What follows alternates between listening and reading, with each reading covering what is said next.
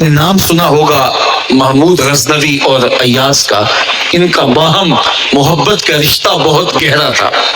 ایاز ٹوٹ کے چاہتا تھا بادشاہ کو، اب دیگر مصاحبین حسد کرتے تھے، بغض رکھتے تھے، وہ کہتے تھے یہ کوئی کیا اس میں کرشمہ اور کمال ہے کہ بادشاہ اس کو اتنا ہی چاہتا ہے۔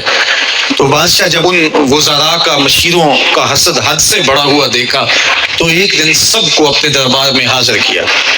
دربار میں ایک تالاب تھا، تو اس میں مٹھی بھر کے موتیوں کی پھینک دی اور ایک ایک وزیر کو کہا کہ یہ موتی نکال کے لاؤ، اور یہ خیال کرنا کہ تمہارا لباس بھی، تمہارا بدن بھی نہیں بھیگنا چاہیے۔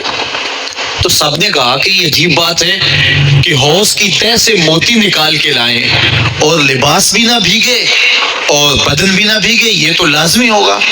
پھر دوسرے وزیر کو کہتا کہ یہ موتی نکال کے لاؤ، تمہارا لباس بھی نہیں بھیگنا چاہیے، تمہارا بدن بھی نہیں بھیگنا چاہیے۔ تو وہ آگے سے حجت کرتا یہ کیسے ہو سکتا ہے کہ بدن بھی اور لباس بھی نہ بھیگے اور موتی بھی نکال لاؤں۔ تیسرے کو، چوتھے کو، پانچویں کو، ہر ایک آگے سے حجت کرے یہ کیسے ہو سکتا ہے۔ پھر ایاز آ گیا تو بادشاہ نے ایاز کو کہا کہ یہ موتی نکال کے لانے ہیں اور تمہارا لباس بھی اور تمہارا بدن بھی نہیں بھیگنا چاہیے۔ ایاز نے فوراً چھلانگ لگائی اور موتی نکالے۔ جب باہر نکلا تو بدن اور لباس پانی سے نچڑ رہا تھا، تو ایسے موتی بادشاہ کو پیش کیے اور بدن کپ کپا رہا تھا۔ تو بادشاہ بڑے غصے سے کہا کہ ایاز تمہارا بدن بھیگ گیا، تمہارے کپڑے بھی بھیگ گئے، میں نے کہا تھا لباس بھی نہیں بھیگنا چاہیے، کپڑے بھی نہیں بھیگنے چاہیے۔ تو ایاز بڑی لجاجت سے عرض کرنے لگا، بادشاہ سلامت، آپ کے دو حکم تھے، ایک یہ کہ موتی نکال کے لانے ہیں، دوسرا حکم یہ تھا کہ لباس اور کپڑے بھیگنے نہیں چاہیے۔ تو ایک حکم میں نے پورا کر دیا ہے، دوسرے کی معافی چاہتا ہوں۔ تو صاحب، اللہ نے حضرت انسان کے سینے میں جذبات کا ایک جہاں آباد کیا ہے، شیطان کو بھی انسان کے پیچھے لگا دیا، اس کی آزمائش کے لیے، اس کے امتحان کے لیے۔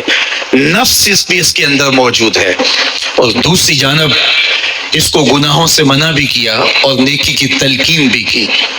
اب کتنی مشکل زندگی ہے حضرت انسان کی، آئی جان شکنجے اندر جویں ویلنے دے وچ گنا، کتنی مشکل زندگی ہے۔ خواہشیں ہیں کہ آوارہ ہیں، آرزویں ہیں کہ بے قابو ہیں، اور دوسری جانب اللہ کا حکم ہے۔ اب کیا کرے؟ تو گناہ کرنے کے بعد پھر اللہ کے حضور توبہ کر لے، جو ممکن ہو وہ نیکی کرے اور گناہ سے مقدور بچنے کی کوشش کرے، لیکن بشری تقاضوں کے تحت اگر اس سے گناہ کبھی سرزد ہو جائے تو اس پر اکڑے نہ اور اس پہ مصر نہ رہے، اس پہ اصرار نہ کرے، بلکہ فوراً اللہ کے حضور توبہ کرے۔ گناہ کرنے کے بعد بندہ جب توبہ کرتا ہے، التائب من الذنب کمن لا ذنب لہ، تو وہ ایسے ہوتا ہے جس طرح اس نے گناہ کیا ہوا ہی نہیں۔ بندہ 100 بار گناہ کر کے توبہ کرے، اللہ 100 بار معاف فرما دیتا۔ وہ کریم ہے، 70 ماؤں سے زیادہ پیار کرتا ہے۔ تو بندے اس کی دہلیز پہ جب توبہ کرتے ہیں، رجوع کرتے ہیں اور اس سے معافی مانگتے ہیں، تو وہ یہ نہیں دیکھتا کہ یہ گناہ گار کتنا بڑا ہے، وہ یہ دیکھتا ہے کہ یہ میری دہلیز پہ آیا ہے اور اس کے ما قبل کے سارے گناہ معاف بھی کرتا ہے، بلکہ گناہوں کو بدل کے نیکیوں میں بھی تبدیل کر دیتا ہے۔ آئیے اب قرآن مجید میں ان لوگوں کی کہانی بھی پڑھیے جو اپنی زندگی کو اپنے مالک کے نام لگا چکے ہیں، اور ان سے اگر کوئی معاملہ سرزد ہو جاتا ہے تو وہ کس قدر اللہ سے ڈرتے ہیں۔ والذین یؤتون ما آتوا وقلوبهم وجلة انہم الی ربہم راجعون۔ فرمایا کہ وہ لوگ جب ان سے کوئی خطا سرزد ہو جاتی ہے، کوئی گناہ ہو جاتا ہے، تو ان کے دل لرز جاتے ہیں، خوف خدا سے وہ کانپنے لگ جاتے ہیں۔ انہم الی ربہم راجعون، تو وہ اپنے رب کی طرف رجوع کرنے والے ہوتے ہیں۔ اگر ان سے کبھی کوئی گناہ سرزد ہو جائے، ان سے کوئی غلطی سرزد ہو جائے، تو پھر اس پہ ضد نہیں کرتے، اس پر مصر نہیں ہو جاتے، اس پر حجتیں اور دلیلیں نہیں لاتے، بلکہ وہ کیا کرتے ہیں، فوراً اللہ کے حضور رجوع کرتے ہیں اور معافی مانگتے ہیں، اور اللہ کو یہ بہت پسند ہے کہ کوئی مجھ سے معافی مانگے، اور اللہ انہیں معاف کر دیتا ہے۔ اللہ اکبر۔ حضرت عبداللہ ابن مسعود رضی اللہ تعالیٰ عنہ فرماتے ہیں کہ مومن کی یہ شان ہے کہ جب وہ گناہ کر بیٹھے تو وہ یوں محسوس کرتا ہے جس طرح پہاڑ تلے آ گیا ہے. یہ اس کی کیفیت ہے کہ گناہ کرنے کے بعد، نافرمانی کرنے کے بعد اس کا دل لرز اٹھتا ہے. وَقُلُوبُهُمْ وَجِلَةٌ، ان کے دل خوف خدا سے لرزنے لگ جاتے ہیں کہ ہم سے یہ گناہ کیوں سرزد ہو گیا، یہ تو اللہ کی ناراضگی کا سبب ہے. تو حضرت عبداللہ ابن مسعود فرماتے ہیں یوں محسوس کرتے ہیں جس طرح پہاڑ تلے آ گیا ہے اور پہاڑ ابھی گر جائے گا اور انہیں کچل دے گا. تو وہ جلدی جلدی تلافی کرتے ہیں، توبہ کرتے ہیں، رجوع اللہ کرتے ہیں تاکہ ہمارا گناہ معاف ہو جائے. اور منافق کی مثال بھی بیان کی گئی. جب وہ گناہ کرتا ہے تو یوں محسوس کرتا ہے جیسے بدن پہ مکھی بیٹھی تھی، ہلکے اشارے سے اڑا دی. سویر سے لے کر شام تک کتنی بار ہم اپنے بدن پہ بیٹھی مکھیاں اڑا دیتے ہیں اور ہمیں شام کو یاد بھی نہیں ہوتا کہ یہ عمل ہم نے کتنی بار کیا ہے. میں اور آپ اپنے اندر اتر کر کے دیکھ سکتے ہیں ہماری کیفیت باطن کیا ہے. نمازیں چھوڑی، جھوٹ بولا، غیبت کی، چغلی کی، کسی کا دل دکھایا، کسی کو تکلیف دی، گالی گلوچ کیا، سب و شتم کیا، سویر سے شام تک کیا کیا گناہ کیے. کبھی خیال بھٹکے، کبھی سوچیں آوارہ ہوئیں، کبھی نگاہوں نے بدکاریاں کی، کبھی زبان نے جرم کیے، اور شام کو ہمیں یاد بھی نہیں ہوتا کہ آج ہم نے کیا کیا جرائم کیے، آج ہم نے کیا کیا گناہ کیے.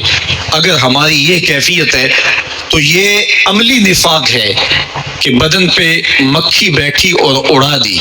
اور اگر ہماری کیفیت یہ ہے کہ گناہ کے بعد یہ محسوس ہوتا ہے کہ ہم پہاڑ تلے آ گئے ہیں اور اللہ کی ناراضگی ہم نے مول لے لی ہے اور جلدی جلدی توبہ کر کے رجوع کرنے کی جانب بڑھتے ہیں، تو پھر مبارک ہو. نہیں تو مجھے اور آپ کو اپنا محاسبہ کرنا چاہیے. ہمارے دلوں پر زنگ چڑھ گئے ہیں اور ہماری کیفیت یہ ہو گئی ہے کہ گناہ کرنے کے بعد بھی ہم ڈٹے رہتے ہیں. جبکہ زندگی اصحاب رسول کی دیکھیے ان سے بھی کبھی کوئی خطا سرزد ہو جاتی تو وہ فوراً اس گناہ کی تلافی کے لیے حضور کی بارگاہ میں حاضر ہو جاتے. حضرت ابو لبابہ رضی اللہ تعالیٰ عنہ نے اپنے آپ کو مسجد نبوی کے ستون کے ساتھ بندھوا دیا اور کہا کہ جب تک میری معافی نہیں ہوگی تب تک اپنے آپ کو کھلواؤں گا نہیں. اور پھر جب ان کی بخشش کا اعلان ہوا تو پھر حضور کے ہاتھوں سے اپنے آپ کو انہوں نے کھلوایا. ایک خاتون حضور کی خدمت میں حاضر ہوئی اور عرض کی یا رسول اللہ صلی اللہ علیہ وسلم، مجھ سے بدکاری سرزد ہو گئی ہے اور میرے پیٹ میں بچہ ہے اور میں چاہتی ہوں کہ آخرت کی سزا کی بجائے دنیا کے اوپر اس کی سزا مجھے دے دی جائے تاکہ میں پاک ہو جاؤں اور صاف ہو جاؤں، کیونکہ آخرت کی سزائیں بہت سخت ہیں. اللہ کے محبوب علیہ السلام نے جبریل امین سے ایک دن پوچھا تھا مجھے جہنم کے عذابوں کا ذکر سناؤ. تو عرض کی یا رسول اللہ صلی اللہ علیہ وسلم، سب سے ہلکا عذاب، اخف العذاب، ہلکا ترین عذاب یہ ہے کہ جہنمی کے پاؤں میں آگ کے جوتے رکھے جائیں گے. باقی اس کے پورے بدن پہ آگ نہیں ہوگی، صرف آگ کے جوتے اس کو پہنائے جائیں گے. لیکن اس کی حدت، گرمی اور شدت اتنی ہوگی، یغلی منہما دماغہ، اس کی شدت سے اس کا دماغ پگھل کر ناک اور کانوں کے ذریعے سے باہر آنا شروع ہو جائے گا. یہ سب سے ہلکی عذاب کی کیفیت ہے. اور جو عذاب سخت ہیں الیاذ باللہ، اللہ تعالیٰ قرآن مجید میں فرماتا ہے ثم لا يموت فیہا ولا یحیا، اس بڑے عذاب کا ذکر کیا جو جہنمیوں کو دیا جائے گا. فرمایا اس عذاب کی کیفیت یہ ہوگی بندہ نہ جیے گا نہ مرے گا. جیے گا اس لیے نہیں کہ آگے اور پیچھے، دائیں اور بائیں آگ ہی آگ ہوگی، تو اس آگ میں جینا کو جینا تو نہیں ہوگا. اور مرے گا اس لیے نہیں کہ موت کو موت آ چکی ہوگی. جنت میں جنتیوں کو ایک ہی ڈر اور خدشہ ہوگا کہیں موت نہ آ جائے، اور جہنمیوں کو ایک ہی امید ہوگی کہیں موت آ جائے اور جان چھوٹ جائے. اللہ تعالیٰ مینڈے کی شکل میں موت کو لائے گا اور موت کو ذبح کیا جائے گا. جنتی جنت سے اور جہنمی جہنم سے دیکھ رہے ہوں گے.